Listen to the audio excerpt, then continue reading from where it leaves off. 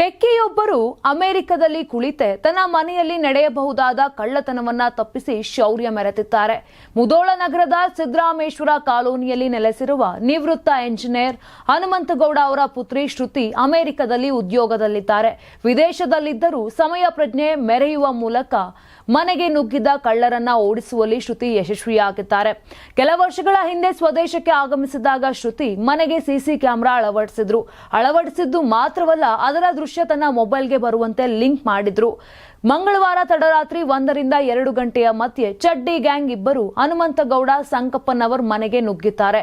ಮುಧೋಳದಲ್ಲಿ ಮಧ್ಯರಾತ್ರಿ ಆಗಿದ್ದರೆ ಅಮೆರಿಕದಲ್ಲಿ ಮಧ್ಯಾಹ್ನದ 3:30 ಸಮಯವದು. ಹೀಗೆ ಮೊಬೈಲ್ ನೋಡುತ್ತಿದ್ದಾಗ ಮನೆಗೆ ಕಳ್ಳರು ನುಗ್ಗಿದ ದೃಶ್ಯವನ್ನು ನೋಡಿ ಕೂಡಲೇ ಶ್ರುತಿ ಪೋಷಕರಿಗೆ ಕರೆ ಮಾಡಿದ್ದಾರೆ.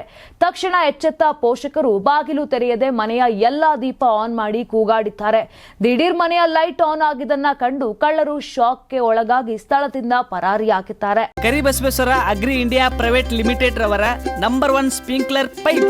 ನಮ್ಮ ಕರ್ನಾಟಕ ರಾಜ್ಯದಲ್ಲಿ ಕಳೆದ ವರ್ಷದ ನೀಟ್ ಮತ್ತು ಐಐಟಿ ಜೆಇಇ ಪರೀಕ್ಷೆಯಲ್ಲಿ ಸಾವಿರಾರು ಉಚಿತ ಮೆಡಿಕಲ್ ಹಾಗೂ ಐಐಟಿ ಸೀಟ್ಗಳನ್ನು ನೀಡಿರುವ ನಮ್ಮ ಹೆಮ್ಮೆಯ ಎಕ್ಸೆಲ್ ಅಕಾಡೆಮಿಕ್ಸ್ ವಿದ್ಯಾಸಂಸ್ಥೆಯಾಗಿದೆ. 1 ವರ್ಷದ ಲಾಂಗ್ ಟರ್ಮ್ ನೀಟ್, ಸಿಇಟಿ ಮತ್ತು ಐಐಟಿ ಜೆಇಇ ದಾಖಲಾತಿ ಪ್ರಾರಂಭವಾಗಿದೆ. ಮೆಡಿಕಲ್ ಅಂದರೆ ಎಕ್ಸೆಲ್, ಎಕ್ಸೆಲ್ ಅಂದ್ರೆ ಮೆಡಿಕಲ್.